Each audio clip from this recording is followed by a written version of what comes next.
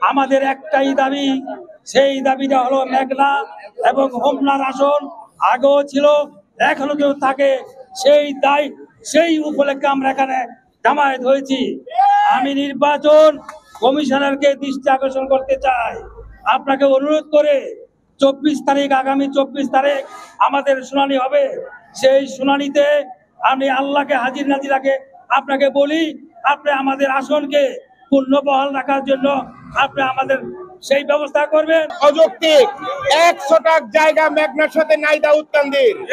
মেঘনাবাসী যদি দাউদকান্দি যেতে হয় যেতে হবে বাবের চর মুন্সিগঞ্জ দিয়ে, না হয় যেতে হবে হোমনার উপর দিয়ে। সুতরাং নির্বাচন কমিশনের দৃষ্টি আকর্ষণ করে বলতে চাই, ভৌগোলিক অখণ্ডতাকে বজায় রাখার জন্য হোমনা মেঘনাকে একসাথে রাখবেন, প্রশাসনিক অখণ্ডতাকে বজায় রাখার জন্য হোমনা মেঘনাকে একসাথে রাখবেন। ধন্যবাদ।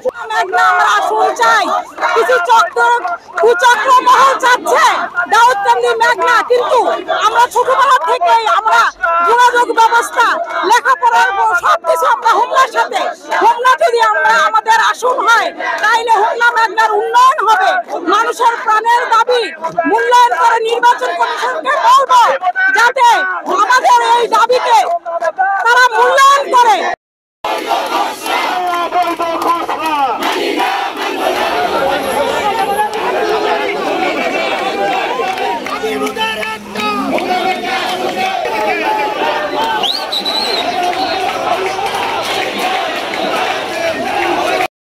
আমরা এক চাই, তাদের এই আহ্বান থাকবে, তাদের জন্মভূমি আগে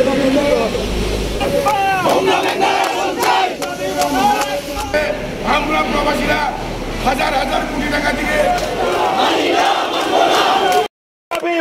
একটাই